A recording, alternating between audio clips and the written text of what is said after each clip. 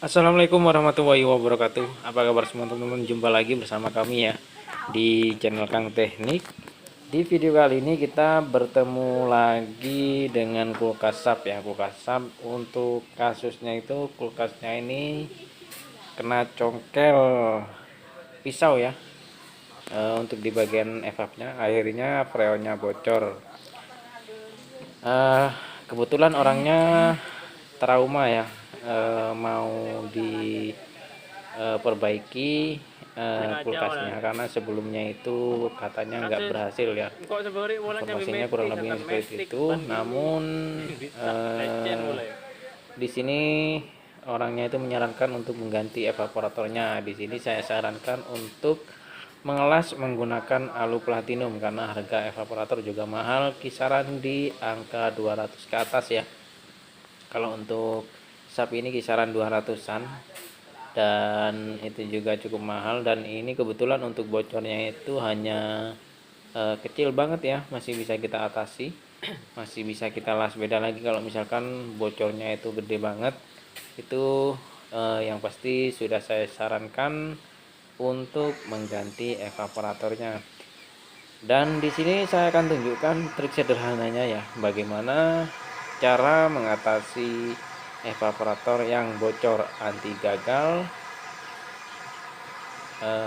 dan juga bertahan hingga bertahun-tahun untuk kebocorannya.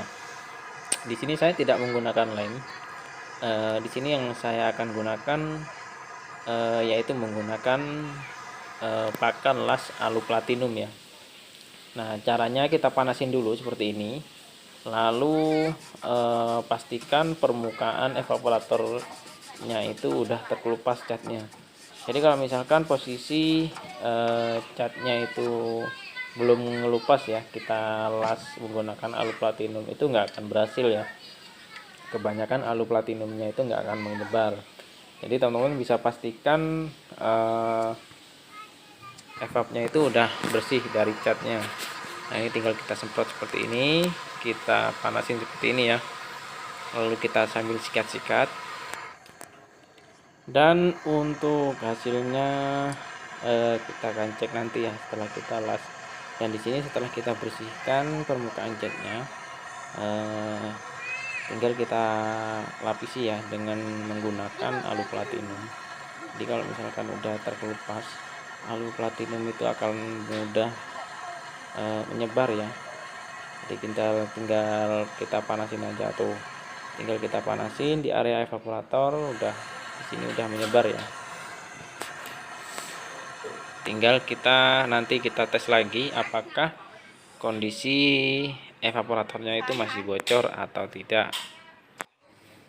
Selanjutnya ketika sudah kita lakukan pengelasan, jangan lupa kita tes, pastikan di bagian las-lasan itu tidak ada kebocoran ya.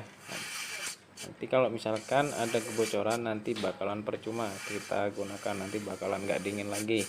Selanjutnya kalau misalkan udah bisa dipastikan nggak ada kebocoran di bagian yang kita las ataupun di bagian area lain, selanjutnya kita akan memotong di bagian filter.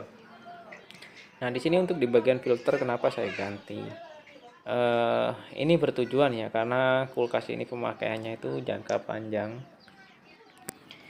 Yang pada intinya itu filter semakin baru itu semakin bagus ya. Dan kalau misalkan ada yang bocor, biasanya di bagian filter itu udah banyak apa ya, tidak bisa menyerap air ya.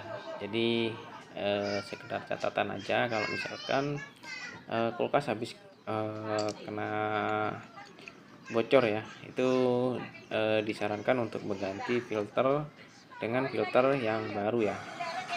Nah, di sini sekarang kita akan coba las untuk di bagian filter. Seperti biasa untuk pengelasan filter, untuk di bagian ujung atas ini kita langsung masuk ke bagian kondensor.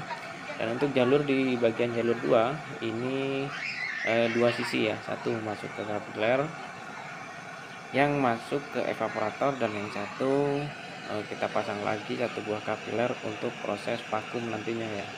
Kita cara pemakumannya bisa menggunakan lewat vakum body ataupun kalau misalkan teman-teman mempunyai mesin vakum bisa menggunakan mesin vakum, itu juga nggak ada masalah. Kedua cara dua-duanya boleh-boleh saja, asalkan caranya sudah benar ya. Nah, di sini untuk filter udah kita las.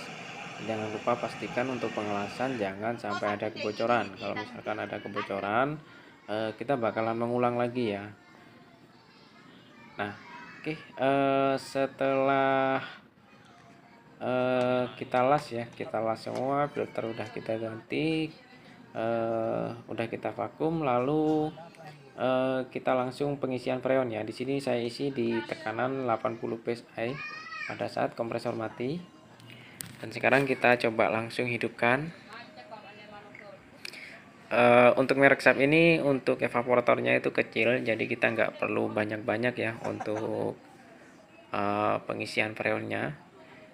Di sini ketika udah dihidupkan, tekanan udah mulai turun di angka berapa ini, sekitar 17 ya, 17 psi. Nah, ini kalau misalkan udah 17 psi, kita nggak perlu menambahkan lagi karena udah berada di atas 15 psi ya. Dan nantinya ini bakalan turun sampai di angka 15 atau di bawahnya kalau misalkan udah dingin banget, asalkan jangan sampai di bawah 0. Nah, setelah menunggu beberapa menit, di sini untuk tekanan ternyata udah turun di angka 14 psi ya. Dan di sini untuk di bagian filter udah panas. Selanjutnya kita cek di bagian evaporator untuk hasilnya seperti apa. Nah, di sini untuk penutupnya udah ada embun ya. Dan di sini udah halus. Tuh, esnya udah mulai ada yang mengkristal ya. Jadi sudah berhasil ya tutorial kali ini.